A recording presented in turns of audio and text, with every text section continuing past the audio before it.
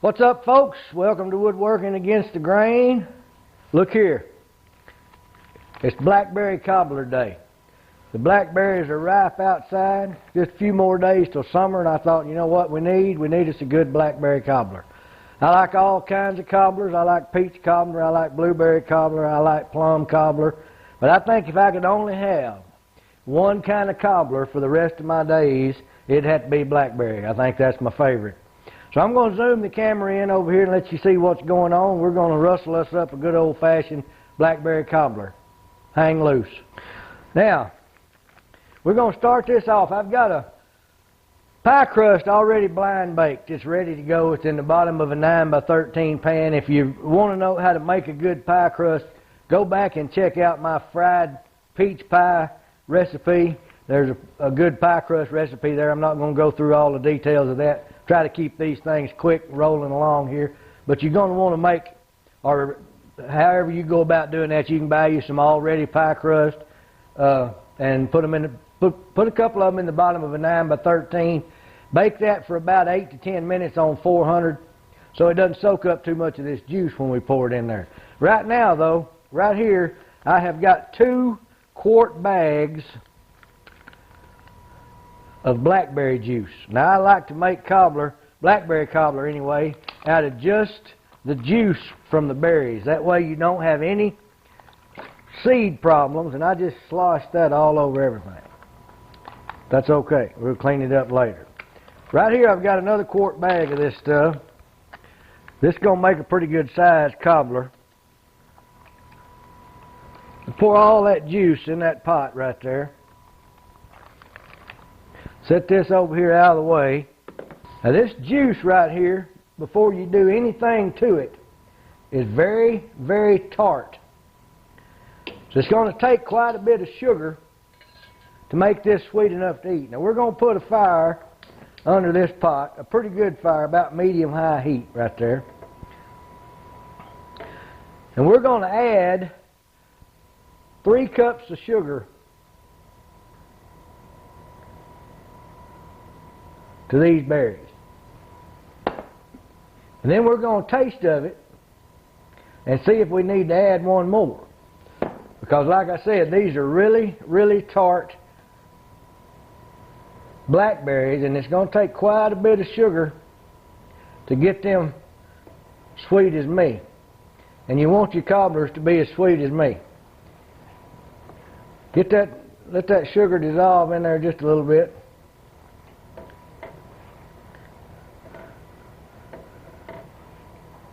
That's only 2 of our 4 cups, or 3 cups of sugar, however many we need. But I'm going to let that dissolve just a little bit. And I've got a feeling right here that we may need a bigger pot. This goes to boiling.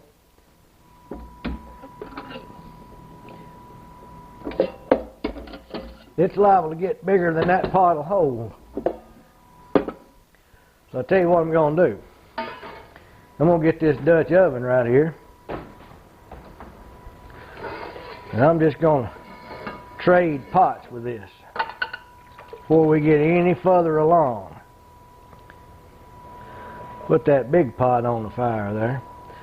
Like I said, this is going to make a pretty good size 9x13 cobbler. I don't want to lose any of that sugar I put in there.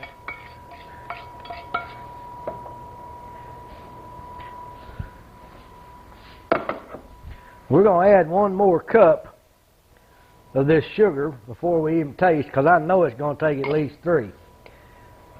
A cobbler is one of the simplest desserts to make there is, because you don't need a mixer. You don't need any icing. All you got to do is have a crust and some berries and some sugar. Now we're going to add about a half a teaspoon of salt. That's just so that won't taste bland. Then we're going to add a whole stick of butter just to make it rich. Now while that butter's melting, I'm going to take my other spoon here, And I'm going to taste this and see if we got it close to sweet enough.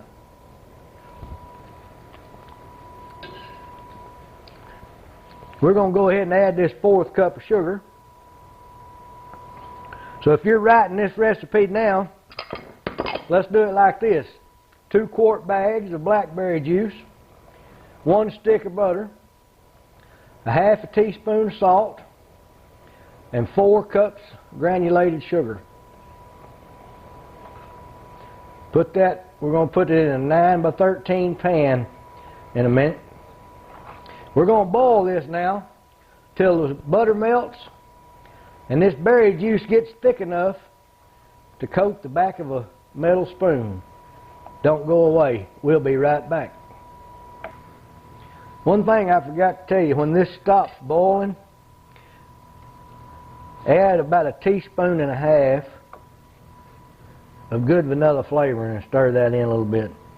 You want to wait till that stops boiling, because if you pour vanilla in something that's boiling pretty hard, it will evaporate before it has a chance to do its thing.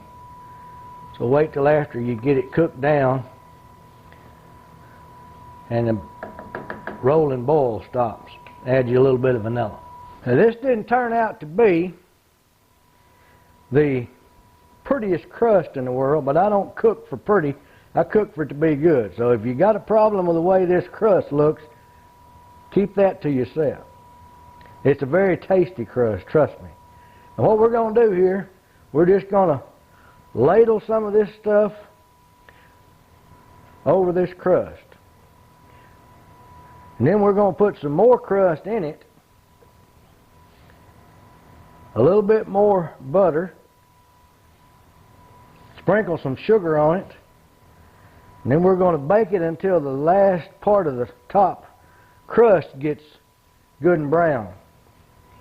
And it's going to be really a treat to eat. You need to learn how to make these.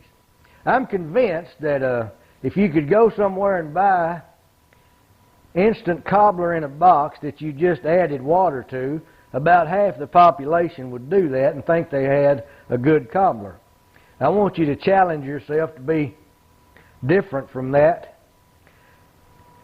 and make you a homemade blackberry cobbler sometime. The people that you feed it to will love you for it. Trust me on that. I wouldn't steer you wrong, especially when it comes to cobbler. Y'all know me better than that. Now, we got some of this good juice in there now. I hope you can see that pretty good. What I'm going to do is I'm going to put some more crust in this and show you what that looks like, and then we're going to cut up some butter pats to put on top of that, sprinkle a little sugar with it. I'm going to zoom this in a little bit closer. Don't go away. Now, this may rank as one of the ugliest cobblers you've ever seen, but it's homemade and it's going to be luscious. Now what we're going to do, I put some more crust in here just to soak up that good juice. Now what we're going to do now is we're going to put just a few pats of butter on top of this crust, just in random places right there. All that's going to do is help it out a little bit. One more just for good. Well, let's make it 2 more for good measure. There you go. Now, right here I've got just about a tablespoon of granulated sugar. I'm just going to sprinkle that on top of the butter and on top of this crust. And I'm going to tell you the reason I'm doing this. It's the way my grandmother used to do it. I don't know why she did it that way, but if she did it that way, that was the right way to do it, because she was a cobbler queen, if you know what I mean. This kind of gives this crust a little bit of crunch, even after the bottom of it soaks up this juice right here. So it's awesome. Now what we're going to do, we're going to stick this in a 350-degree oven for about 15 to 20 minutes till this top crust gets brown and all of it's bubbling. Then we're going to take it out, blow it cool, and eat a bowl of it. Don't run off. Alright, we got our cobbler out of the oven. It's browned up good. It's got thick. It's cooled off just a little bit. It's still pretty hot right here. We're going to taste of it here in a minute. There's 2 ways to eat blackberry cobbler. You can eat it straight up by itself, or you can eat it with vanilla ice cream. Unfortunately, we're going to have to taste this today without any vanilla ice cream because there's not any in the house. Now, tonight for supper we're going to have some sausage, shrimp, and crawfish étouffée with some homemade hush puppies. There will be some vanilla ice cream here before dark.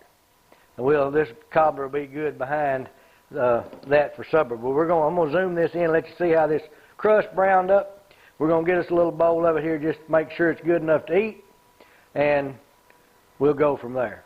Now you can see right here that our crust browned up real nice, and our juice is good and thick, and that's soaked up some of that juice. My favorite part of this is the crust. So we're just going to get a little bit of that. A little bit of juice on top of it there. And we're going to taste that in just a minute. Alright, remember now, make a cobbler for someone you love. They'll love you even more for it. Get in the kitchen,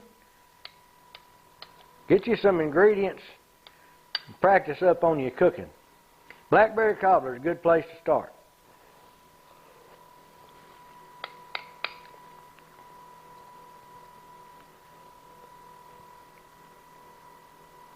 That's a little bowl of heaven right there.